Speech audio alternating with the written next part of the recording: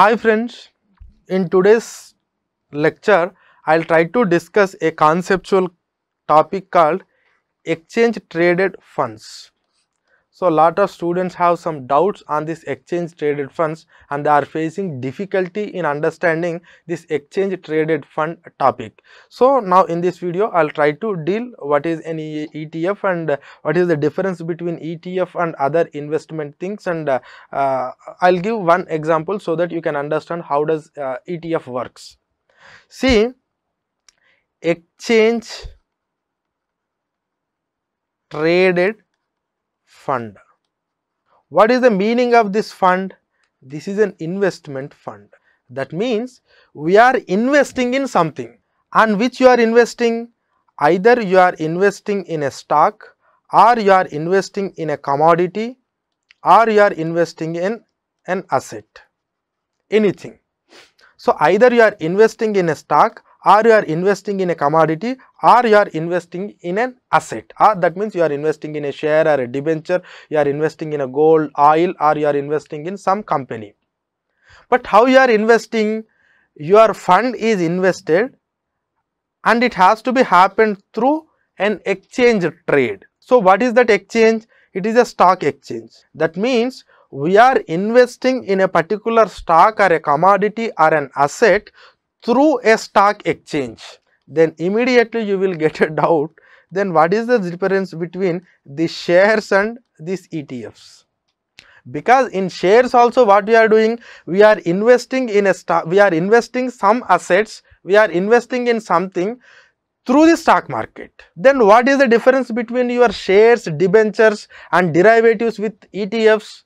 There the difference lies. I will come to that. Now in this ETF what you will do is, you don't invest in a single share. This is the first thing you need to understand.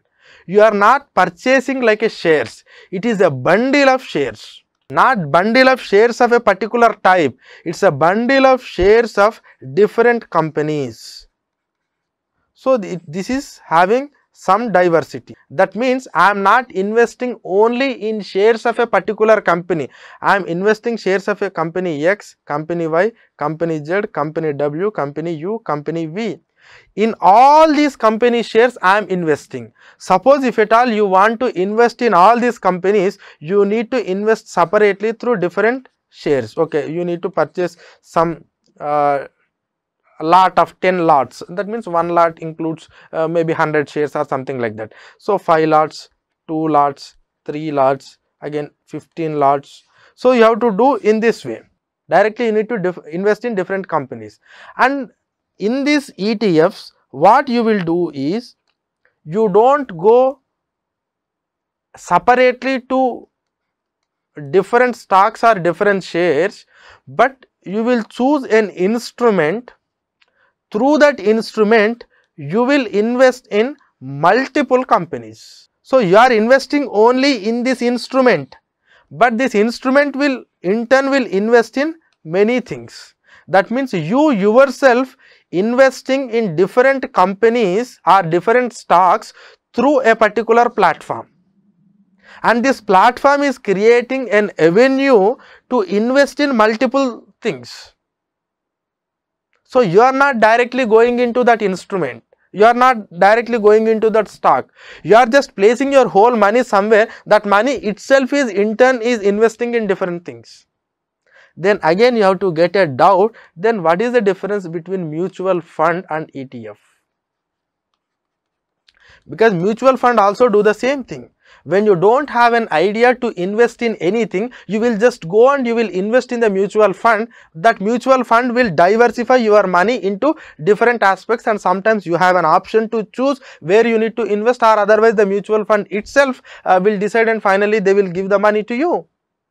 Then what is the difference? Because mutual fund also do the same function. Now the difference between mutual fund and ETF is, mutual funds cannot be sold in the stock market. That means like how stock market operations are happening, like how stock markets are happening on minute to minute and second to second, you cannot do with that mutual fund. Mutual fund only sold at the end of the day with their net value. That means now mutual funds will be sold only at the end of the day. That means at the end of the day, how much amount of value that they have gained, and based on that the purchasing and selling will happen. But whereas in case of ETF funds like a mutual fund, but they will be traded on stock exchange. So it is a fund traded on stock exchange through which you can invest in diversified stocks. That is what exchange traded fund. So exchange traded fund is you are investing in stocks or some of the assets or some of the commodities through a stock exchange, that too in a diversified portfolios. That is what exchange traded fund. Now this exchange traded fund, it includes stocks, and based on that I will just give you some information. They are like bond ETF, they are like industry ETF, they are like commodity ETF. That means based on where they are actually investing. And there is a currency ETF, you can even invest in currency also, and also inverse ETF. These are the different types. That means in bond ETF what you will do?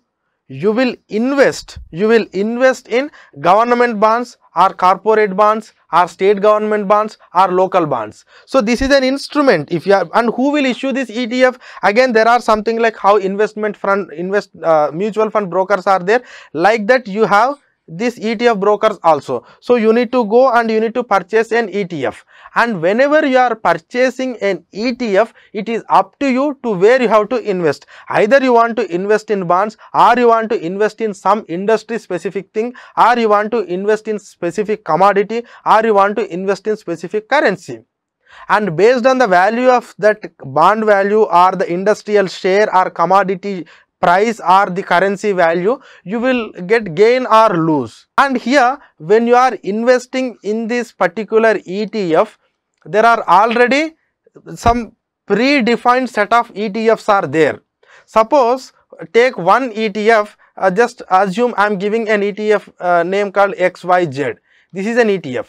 So what this ETF XYZ ETF will do is, it will take some suppose one XYZ ETF includes 10% of TCS shares and 20% of Infosys shares and 30% of let it be some SBI shares 50-60 and 40% of some LIC shares. That means this XYZ ETF itself includes TCS, Infosys, SBI and LIC. And if you are investing, just assume 100 rupees, in that 100, 10 will be invested in TCS, 20 will be invested in Infosys, 30 will be invested in SBI and 40 will be invested in LIC. That means you are investing in a particular instrument through which you are again investing in so many instruments. That means a diversification is happening. And you cannot go individually to invest in TCS, invest in Infosys, invest in SBI, invest in LIC. But only one instrument, you are investing in different things.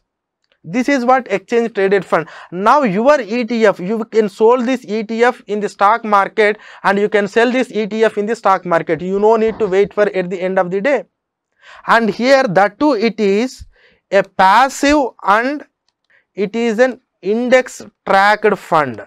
That means, what does it mean? Index tracked fund means, here you are TCS and Infosys and SBI and LIC, how actually these values are derived? These values will be and again there is a separate index to this. So they will design an index. And what does index tells? That index, I think you are aware about this Sensex. How the Sensex will work? It is on the based on the performance of the 30 companies. Now you need to take an individual company's performance. Some might not be included in Sensex or not. Now we are creating a new index which includes this TCS, Infosys, SBI and LIC, and based on that index value your selling and buying will happen. What you need to trace, suppose if you want to purchase normally in a particular blue chip company, you will looking into the Sensex, how the Sensex is performing and how the company is performing. Based on that your value is decided. Now when it comes to the ETFs will prepare a separate index, because no existing index will gives you your own specified information of these shares like TCS, Infosys, SBI and LIC. So you need to create a separate index. That separate index will track the values of TCS, Infosys, SBI and LIC, and by looking into that index you can invest. That means you can sell or you can purchase, that whatever you can do. So this is how this ETF will work. I'll give an advantages. So what are the advantages of this ETF? See, the advantage is you are getting access to many shares or many stocks. Diversity. You are not individually going to each and every one and doing there. No, you are access to multiple things with a single platform. And here the low expense ratio.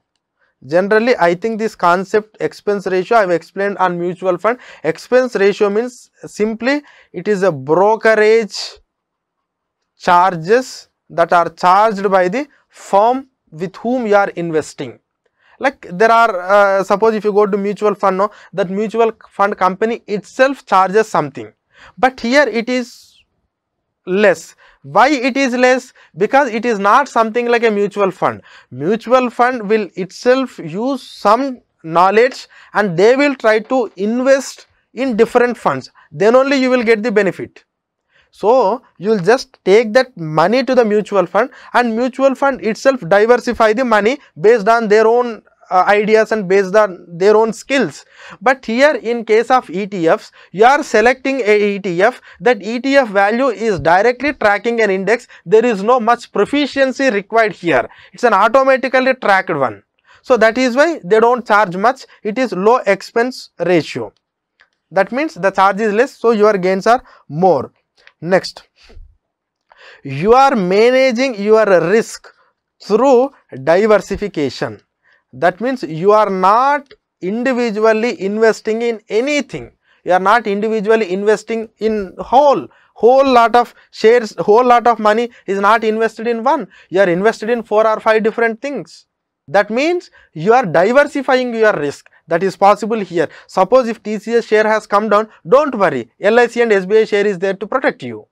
So that risk management will also happen here. And when it comes to the tradability, yes, tradability also very easy, like how the stock is traded, like it will be traded in the stock market. And also the low cost. The cost is also low cost for diversification. Because if normally if you want to go for a diversification, you need to incur lot of cost, but the diversification is happening with the low cost. So this is a new innovative model. Actually this model was started in 1990s in the world, but when it comes to India, it was started from 2001.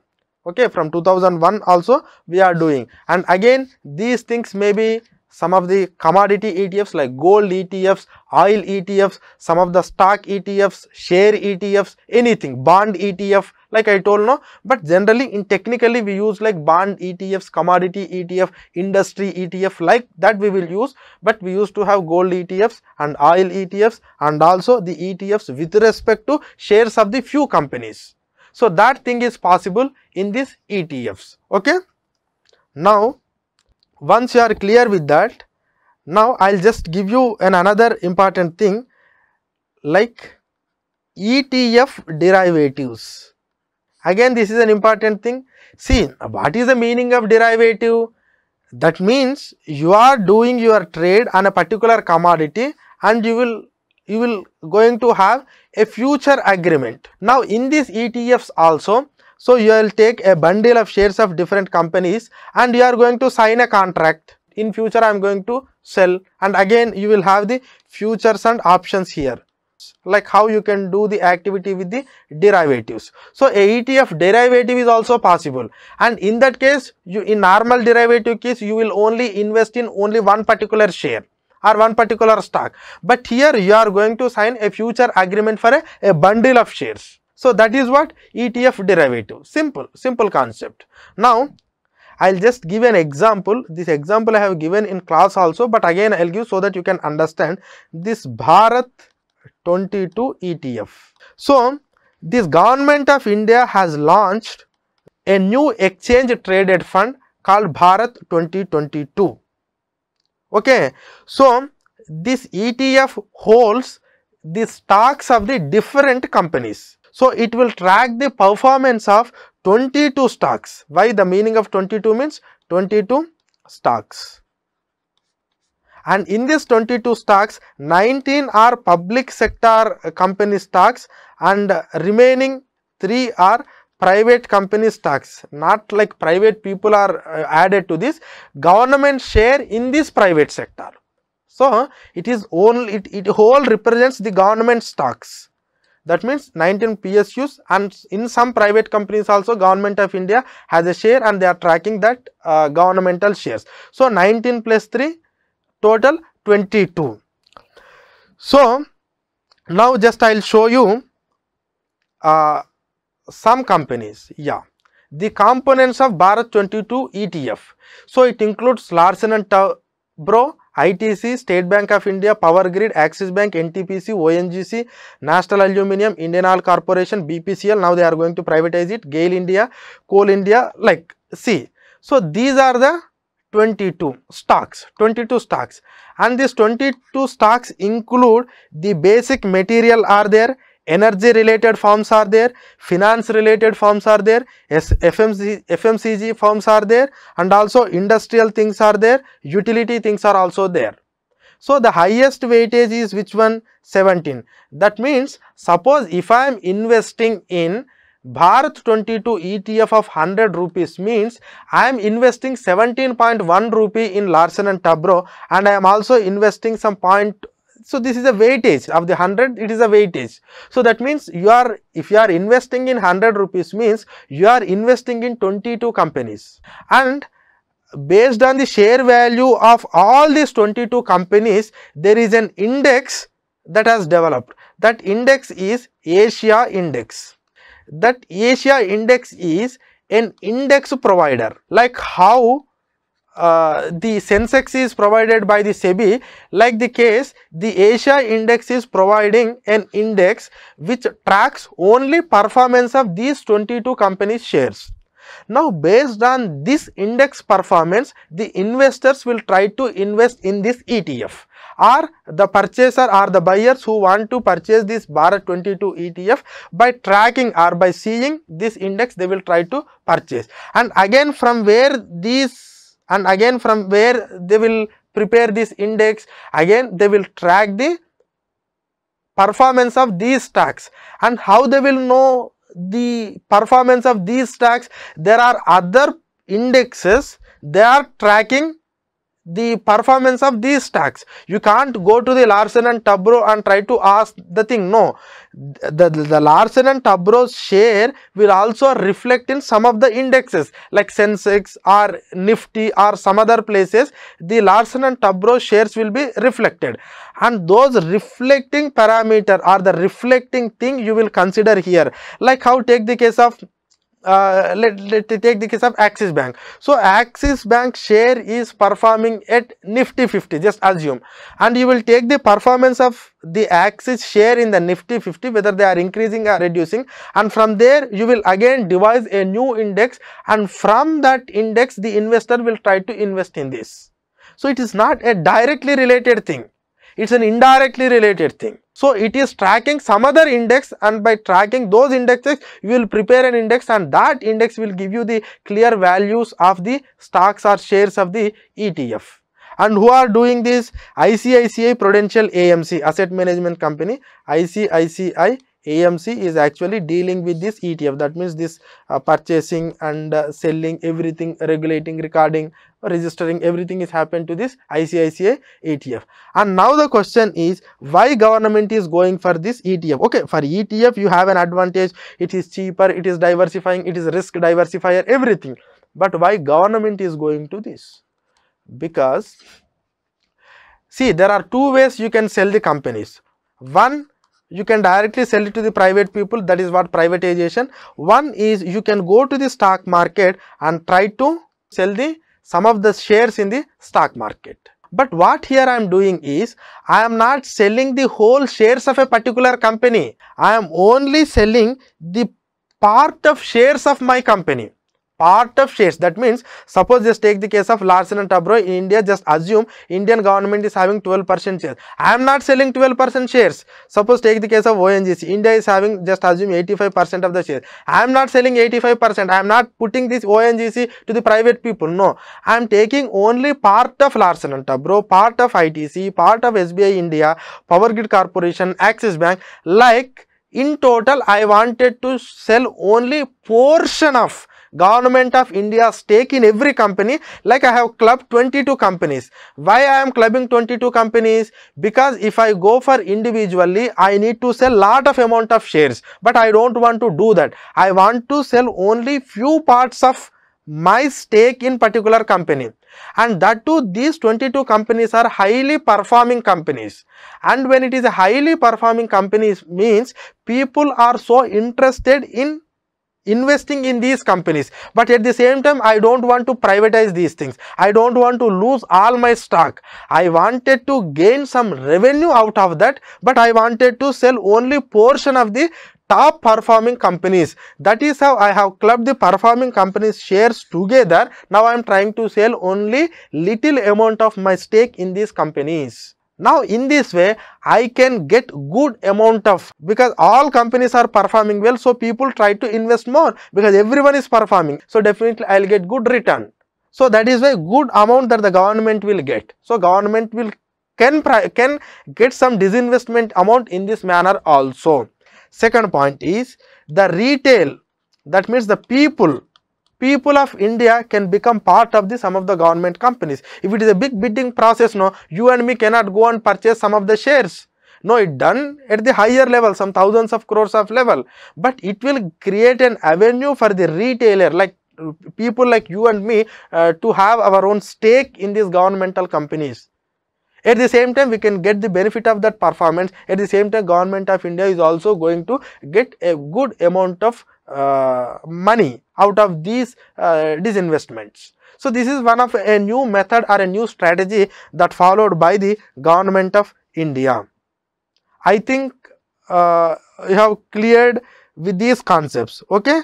So don't confuse a lot. It's just like another instrumental model to invest, but that invest is similar to that of the mutual fund, but it varies because it can be traded in the stock exchange. The advantages are that, and this diversifying the stocks and investing in diversified stocks only through a single instrument, that too it is traded in the stock market. That is a specific feature of the ETF. You can have the ETF in stock, shares, and also commodities, industries, assets, everything. You can also have the derivatives, or you can have the derivatives in ETF. That means you can also sign a contracts for the futures and options with the ETFs also.